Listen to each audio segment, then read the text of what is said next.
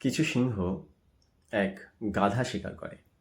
গাধা শিকার করার পর এক সিংহ বলে যে ওকে তোমরা খেও না, এই গাধাকে নিয়ে আমার একটা প্ল্যান আছে। এবং সেই মোতাবেক তারা একটা প্ল্যান তৈরি করে এবং কিছুদিন গাধাকে সিংহের দলে রাখে। কিছুদিন রাখার পর তাকে গাধার যে দল সে দলে পাঠিয়ে দেওয়া হয়। তার দলে গিয়ে তার হাবভাব সিংহের মতো হয়ে যায় এবং সে দলপতি নির্বাচিত হয়। দলপতি নির্বাচিত হওয়ার পর গাধাকে বলা হয়, সিংহ গাধাকে বলে যে তোমরা একটা করে গাধা নিয়ে আসবে।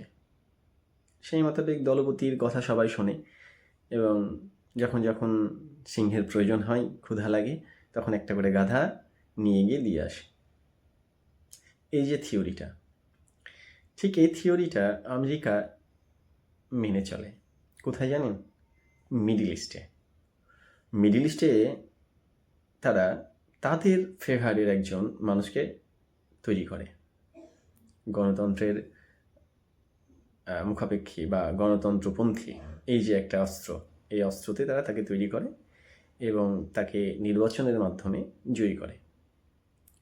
তখন সেই প্রধানমন্ত্রী করে কি, সে তো আমেরিকার তলে বসে আছে, আমেরিকার জন্য সে প্রধানমন্ত্রী হয়েছে। তখন তার দেশের যত সম্পদ সব কিন্তু আমেরিকাকে দিতে থাকে, আর আমেরিকা এখান থেকে ফায়দা নিয়ে যায়।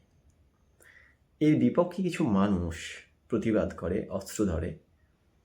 তাহলে এই অস্ত্রটা আসে কোথা থেকে? আমেরিকায় আবার ওই মানুষগুলোর কাছে অস্ত্র বিক্রি করে। ডিরেক্টলি করে না, পরোক্ষভাবে করে। এইভাবে এই মিডল ইস্টে দীর্ঘদিন ধরে তারা রাজত্ব চালিয়ে আসছে, তারা শোষণ করছে। এখনকার শোষণটা তো সেই আগেকার মতো নেই যে ইংরেজরা কোনো দেশকে পুরো দখল করে নিয়ে শোষণ করেছে, এমনটা নয়। এখনকার শোষণের পদ্ধতিটা পরিবর্তন হয়েছে। এই শোষণের জন্যই মিডল ইস্টে কিছু দেশ এখনও অশান্ত, যেমন সিরিয়া, লেবানন, লিবিয়া, এসব দেশগুলি। আর প্যালেস্টাইনের তো কথা বলাই যায়, যেখানে আমেরিকা প্রত্যক্ষভাবে না হলে পরোক্ষভাবেই বলা যায়, কারণ তারা ইহুদিকে সাপোর্ট করে, ইসরায়েল।